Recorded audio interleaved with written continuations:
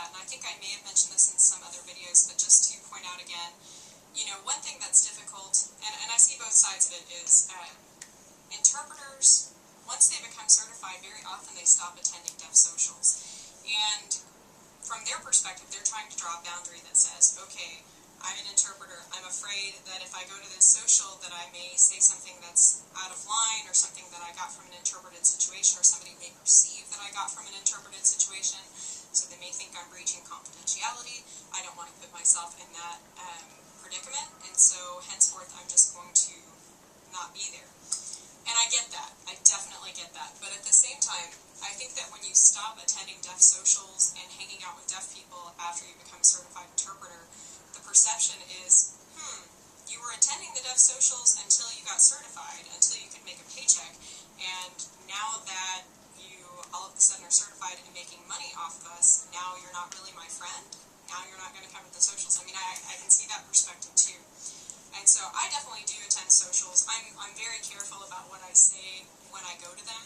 I remember I went to one, and it was so funny because I had literally interpreted for this one lady, like, a few days before the social. Like, I remembered her, it was for job training or something like that.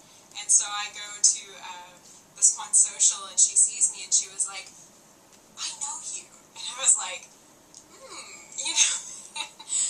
I can't say, oh yeah, I interpreted at your job last Tuesday or whatever. I can't say that because then I'm divulging information from them. Whatever she wants to say about it is her business. She's the consumer. She can say anything she wants to. I can't talk about the scenario myself. I can't add in anything that hasn't already been brought out.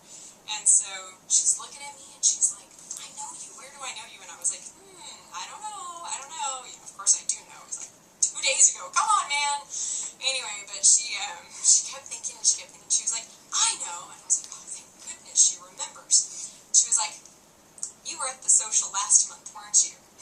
And I was like, maybe, I wasn't going to argue with her. I was just like,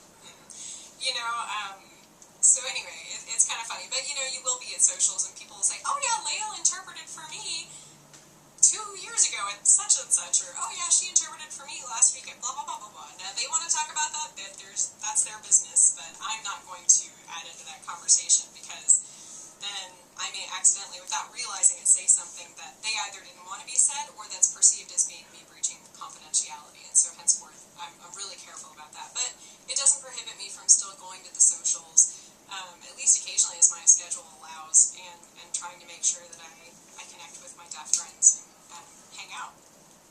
Anyway, your book talks about the myth of neutrality. Oh, so true.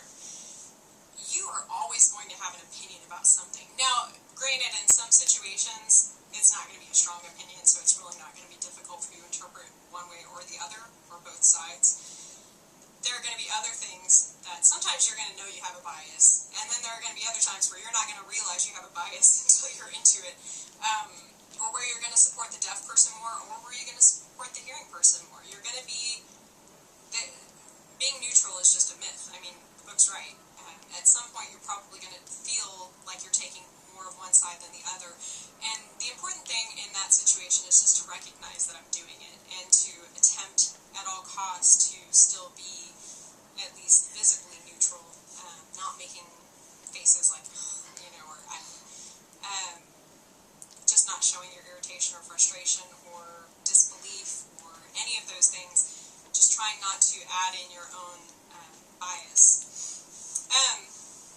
One of the main topics from this week that I really did want to discuss, because your book doesn't get into it too much, but I feel it's very, very important, and that's why I posted it on your discussion board, is the subject of vicarious trauma. Any kind of service profession that deals with any kind of serious situations, like especially emergency professions like police, fire, and EMT, those types of positions, anything where you're counseling, anything where you're dealing with really serious subject matter, you start to take on some of that stuff, and it's difficult. Especially for us, because not only are we having to hear and experience the stuff, we're also having to become the victim and the person who is victimizing that person. We're having to take on all of these roles. You are effectively an actor when you're an interpreter, except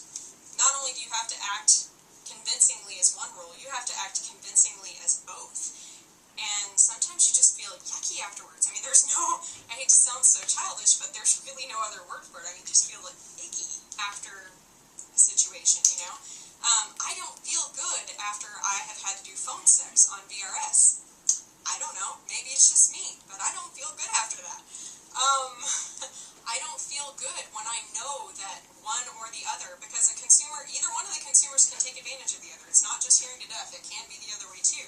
I don't feel good about it when I'm knowingly interpreting something where I know someone's being taken advantage of. It's difficult, it's so difficult, and so you can start to take on some of the symptoms of that in yourself, you know, and so it's really good to have outlets for that, whether it's journaling, counseling, having a mentor who you share, still on a confidential basis, some information so that you can get some feedback on how to deal with some of this stuff. You know, just all kinds of outlets, and that's something that I want you to post on. There's a slew of things that you can do to keep yourself mentally healthy, physically healthy, because honestly, that can even start to be pervasive into your physical health when you're psychologically that bad off.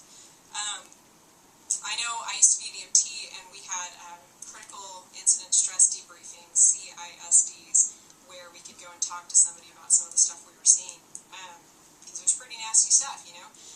Military personnel, I would say almost, again, you can't say anything across the board, but most of my military students, when they come back from being overseas or wherever they were, they don't even realize that they have post-traumatic stress disorder, PTSD, but a lot of them do.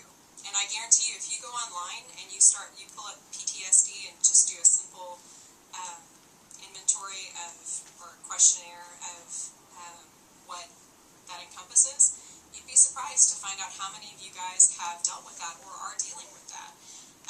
And again, PTSD and some of those types of depression and things, some of them can just be situational, so it may just be that you're dealing with that for a certain amount of time to get over something. Even something like a divorce or something can cause those types of symptoms, and it may be, again, symptomatic of that specific situation, but you can be dealing with that afterwards, and so henceforth we can be dealing with that after having to interpret that ugliness and that yuckiness and all of that. I know that after doing BRS for a while, oh my gosh, it drove me crazy to have to do customer service calls of my own. You know, when you're on hold for forever and arguing with people and going from level 1 to level 2 to level 3 customer service trying to get tech support for a deaf person or a hearing person on the phone, to go home and have to make your own customer service calls just drives you crazy. You're like, oh my gosh, I can't deal with it anymore, you know. And so that's something I've had to kind of get over.